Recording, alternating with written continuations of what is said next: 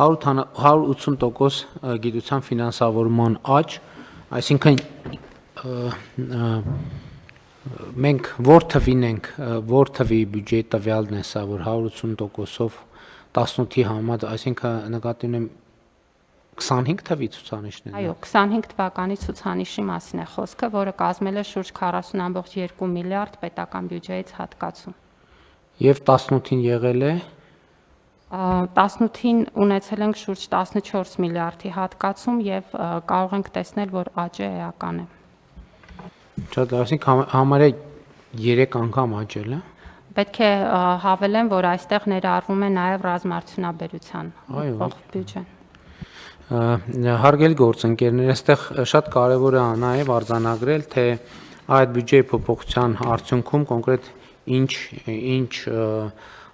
փոփոխություններ են տեղի ունեցել մեր գիտնականների վարձատրության համակարգում եւ մասնավորապես 2026 թվականի այսօրվա դրությամբ 2021 թվականի, այսինքն ծրագրի ընդունելու համեմատ, եթե 2021 թվականին, ասենք, լաբորանտի աշխատավարձը 67300 դրամ էր, 2026 թվականին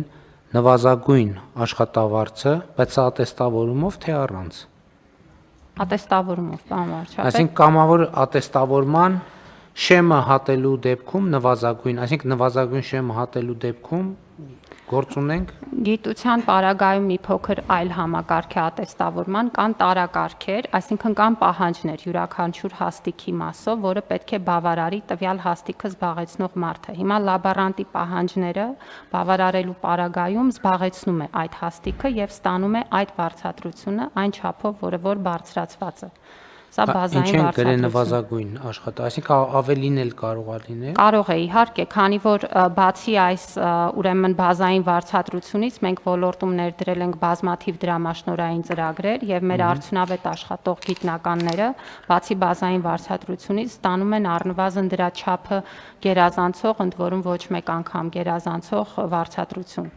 Շատ լավ, համենայն դեպս 2021 թվականի համեմատ 21 թվականին լաբորանտ ճարտարագետ 67300 դրամ, 2026 թվականին 138300 դրամ նվազագույն աշխատավարձ, այսինքն աճը 105%-ով, ավելի քան կրկնապատիկ։ Ավագ լաբորանտ, ավագ ճարտարագետ 21 թվականին 76000 դրամ, 2021 թվականին 76000 դրամ, 2026 թվականին 179000 դրամ, աճը ավելի քան 135%։ Կրսեր գիտաշխատող 21 թվականին 90400 դրամ,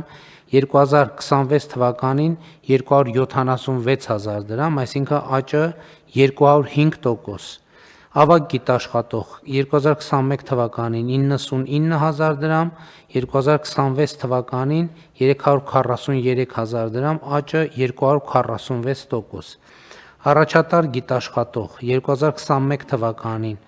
114300 դրամ, 2026 թվականին 443800 դրամ, աճը 288%։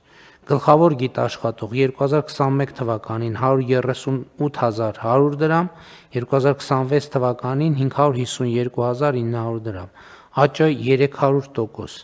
Գիտական խմբի ղեկավար 2021 թվականին 129000 դրամ, 2026 թվականին 410000 դրամ, աճը 217%։ Գիտական ստորաբաժանման ղեկավար 2021 թվականին 141%, 2026 թվականին 477000 դրամ, աճը 238%։ Եվ ուզում եմ ընդգծել, որ բարձրացած չափերը մենք խոսում ենք նվազագույն վարձատրության մասին, եթե այլ գիտական ծրագրերի տվյալ աշխատողը չի մասնակցում, բայց քանի որ ֆինանսավորումը գիտության ոլորտի հսկայական աճ է արձանագրել, շատ քիչ են այն դեպքերը կամ առնվազն մեծամասնություն չեն, երբ որ գիտական գործունեությամբ զբաղվող մարդը որևէ այլ տեղում որևէ ծրագրի չի մասնակցում։ Ես ուզում եմ արձանագրել նաև, թե մենք ինչ ենք իրականացրել գիտության ոլորտի սարքավորումների ձեռքբերման համար, որովհետև գիտությունը այո գիտաշխատողների աշխատանքը առավել արդյունավետ դարձնելու համար շատ կարևոր են նաև գիտական սարքերը եւ 2021 թվականից 2026 թվականներին գիտական 142 սարքավորումների համար տրամադրվել է շուրջ 13 միլիարդ դրամ եւ սրանց շարքում է նաև սուպեր համակարգիչը Երևանի պետական համալսարանի, որի ձեռքբերման եւ տեղադրման ծախսերը կազմել են 3.7 միլիարդ դրամ։ Բայց այս թվերի հետևում կա բովանդակություն, որի մասին ես ուզում եմ խոսել, որովհետեւ Երևանի պետական համալսարանում, երբ որ մենք մասնակցում ենք սուպեր համակարգչի գործարկման արարողությանը պաշտոնական, մի շատ հետաքրքիր դետալ բացահայտվեց, որ երբ 2022 թվականին, 21-22 թվականին կառավարության ներկայացուցիչները սկսել են խորհրդակցություններ գիտության ոլորտի ներկայացուցիչների հետ սուպեր համակարգիչ ձեռք բերելու առումով, գիտության ոլորտի ներկայացուցիչները որոշակի հոռետեսություն են հայտնել, ասելով, որ Հայաստանում այդպիսի գիտական ներուժ չկա, որպեսզի սուպեր համակարգիչը պատշաճ ձևով օգտագործի եւ մտավախություն են ունեցել, որ այն կտեղադրվի եւ պարապուրդի կմատնվի եւ հարցեր կառաջանան։ Բացման արարողության ժամանակ գիտական խմբի ղեկավարը ասում էր, որ այս սուպեր համակարգիչը արդեն քիչ է մեզ համար եւ մեր ամբողջ հնարավոր պոտենցիալը իրացնելու համար մեզ հարկավոր կլինեն այլ սուպեր համակարգիչներ, բայց լավ լուրն այն է կամ լավ լուր է, որովհետև մենք արձանագրեցինք, որովհետև այս տեղում հարց տվեցի, ասի շատ լավ, պետական միջոցներով ինչ սուպեր համակարգիչ եք ակնկալում։ Եվ պատասխանը ամենահնարավոր, ամենալավ բովանդակությունն ուներ, որովհետև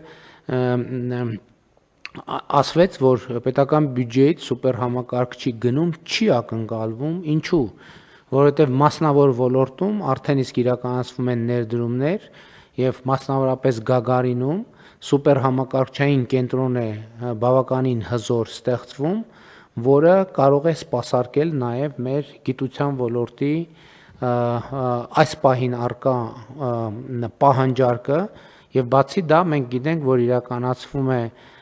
Firebird Հրազդանում Firebird ընկերության նախագիծը եւ այդ նախագծի իրականացման գործում բավական շոշափելի եւ էական դեր ունեցավ 2025 թվականի օգոստոսի 8-ին Հայաստանի եւ Միացյալ Նահանգների միջև ստորագրված մտադրությունների հուշագիրը, որի արդյունքում Firebird ընկերությունը արտահանման իրեն անհրաժեշտ լիցենզիաները ստացավ եւ սա էլ մի հզոր սուպեր համակարգչային կենտրոն է, առնվազն տարածաշրջանի մասշտաբով գերհզոր սուպեր համակարգչային կենտրոն է, որը ենթադրում է, որ առաջիկայում մենք պետական բյուջեով նման ծախսեր անելու անհրաժեշտություն չենք ունենա, բայց այստեղ ինչն է շատ հատկանշական։ Երբ որ մենք այն ժամանակ քննարկում ենք, իհարկե հոռետեսություն կար, $10 միլիոն ծախսել մի սուպեր համակարգչի վրա, բայց ըստ էության այդ գործարքը կառավարության այդ ներդրումը բացեց ճանապարհը հետագա ընթացքի համար։ Եվ այսօր սուպեր համակարգիչը ըստ էության Երևանի պետական համալսարանի եւ ընդհանրապես մեր բարձրագույն կրթության համակարգի եւ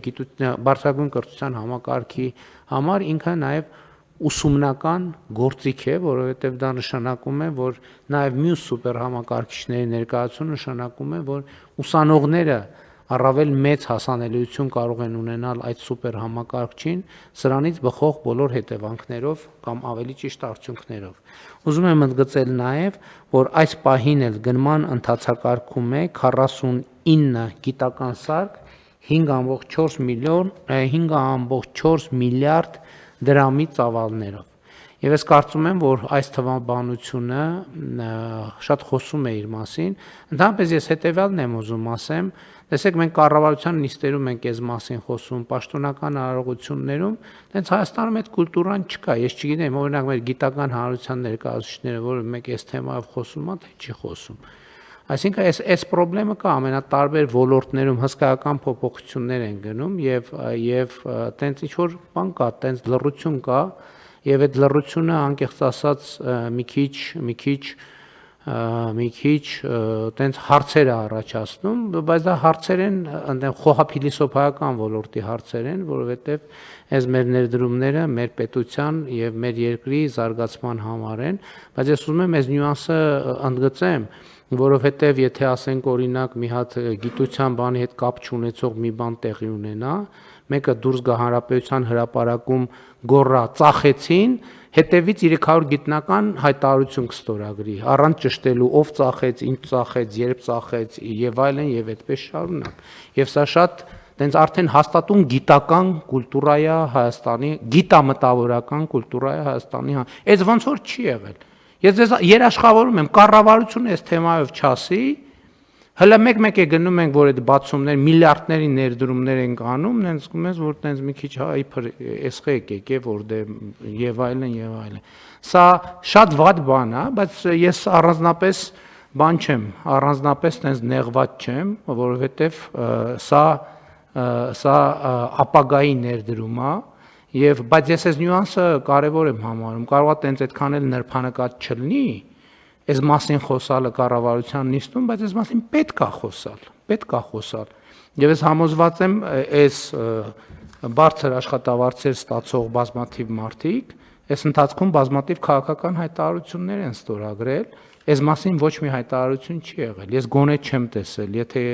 բաց եմ թողել, ներողություն եմ խնդրում Տիկին Ավանեսյան, խնդրում եմ լինքը ինձ կուղարկեք, մի հատ կարդամ տեսնեմ ինչ հայտարարություն է եւ ինչի մասին է։ Բայց ես սա ասում եմ իմիջայլոց, որպեսզի պարզապես մեր հանրության եւ մեր բոլորի ուշադրությունը հրավիրում եմ այս փաստի վրա, ընդ որում ինքը եզակի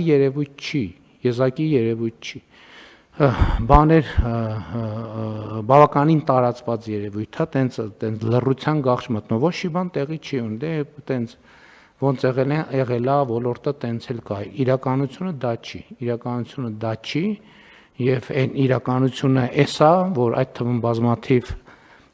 ստորագրահավաքներ իրականացրած մեր հարգելի գիտաշխատողներ այսօր կառավարության գործունեության արդյունքը վայելում են, բարով վայելեն, ես նորանոր գիտական, հանրային, քաղաքական հաջողություններ եմ մաղթում բոլորին։